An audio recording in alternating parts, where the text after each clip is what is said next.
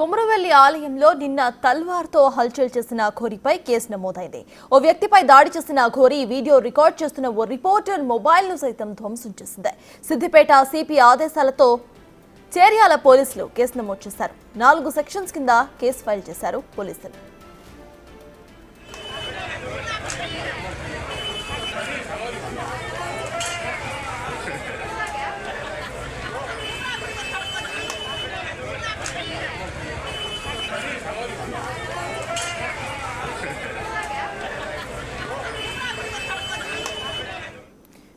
నిన్న ఆలయంలో తల్వార్తో హల్చల్ చేసిన ఘోరీపై 4 సెక్షన్స్ కింద కేసు అయితే నమోదైంది. దీనికి సంబంధించిన అప్డేట్స్ మా ప్రతినిధి దుర్గారెడ్డి అందిస్తారు. దుర్గారెడ్డి, చెప్పండి, కేసుకు సంబంధించిన అప్డేట్స్ ఏంటి? ఆ ఘోరీ ని ప్రెజెంట్ అరెస్ట్ చేశారు. అసలు దానికి సంబంధించిన ఇన్ఫర్మేషన్ ఏంటి?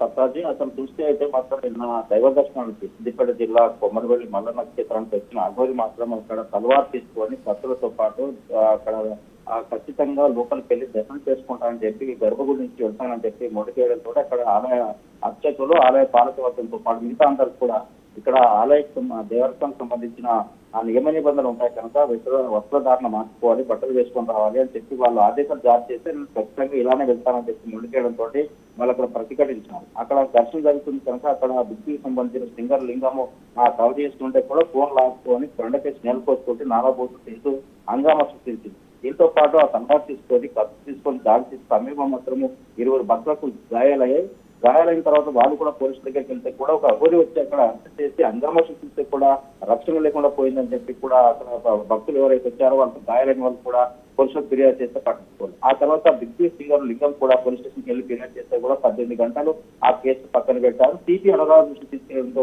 ఆగా మేఘాల మీద ఈ రోజు మాత్రం న్యూసెన్స్ కింద 4 సెక్షన్లు బుక్ చేసి అఘోరిపై కేసు నమోదు చేసినట్టు మనకు కొంత సమాచారం అయితే వస్తుంది. నిజంగా తెలంగాణలో ఇక్కడికి వెళ్ళిన తర్వాత మిగతా చోటకి వెళ్ళి ప్రతి చోట దర్శనం చేసుకున్న సమయం కావచ్చు, గుడికి వెళ్ళిన తర్వాత ఎక్కడైనా కూడా అల్సర్ చేయాలనే ఉద్దేశంతో వెళ్తుంది. నేను అఘోరి నాకు అన్ని తెలుసు, నేను సాధుసంతులు కాదు, నాకు చెప్తారా, అంశం నాకు విధిస్తారా అంటూ కూడా అక్కడ ఆలయం మీద సంబంధించిన ఆ సిబ్బందికి పాలకవర్గంపై కూడా ఆమె నానా హంగామా తీసుకుని జరిగింది. దీంతో పాటు న్యూస్ కింద నమోదు చేసి ఈ రోజు కానీ రేపు కానీ అఘోరిని అరెస్ట్ చేసే అవకాశాలు మనకు కనిపిస్తుంది.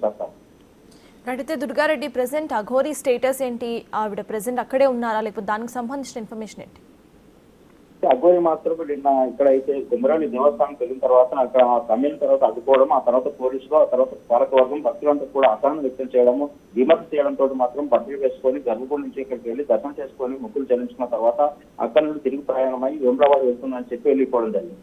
దీంతో వేములవాడకి వెళ్ళిన తర్వాత అక్కడ గుడికి వెళ్ళినట్టుగా తెలుసుకుంది. ఇప్పటివరకు అయితే మరి ధర్మపురంలో ఉందా, వేములవాడ లేకుంటే ఎక్కడైతే తెలంగాణ వస్తుంది అన్ని గుళ్ళు తిరుగుతాను, లేకుంటే అన్ని చోట్ల తిరుగుతాను, నన్ను అడ్డుకునే వాళ్ళు ఎవరంటూ కూడా అక్కడి నుంచి వెళ్ళిపోయినప్పుడు ఆ పోలీసులపై కూడా తిరుగుబాటు చేసే ప్రయత్నం చేసినట్టు కొంత సమాచారం అయితే ఉంది. ఎక్కడైతే మనం చూడొచ్చు నిజంగా ఒక దైవ దర్శనానికి, దేవాలయానికి చాలా మంది భక్తులు వస్తుంటారు, వివిఐపీలు వస్తుంటారు.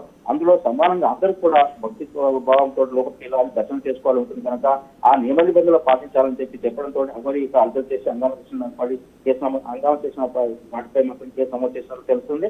ఇక్కడ మాత్రం కొమరవెల్లి నుంచి తిరిగి ప్రయాణం అయిన తర్వాత కూడా ఆమెను అరెస్ట్ చేయాలని చెప్పి అక్కడ ఉన్న భక్తులు కానీ మిగతా వారు కోరినా కానీ పోలీసులు మాత్రము ప్రేక్షక పాత్ర వహించారు. దీంతో ఇప్పుడు సిపి అనురాధ మాత్రము ఆదేశాలు జారీ చేస్తే చీర్యాల సిఐ మాత్రం కేసు నమోదు చేసినట్లు మనకు సమాచారం వస్తుంది. Right, thank you Durga Reddy.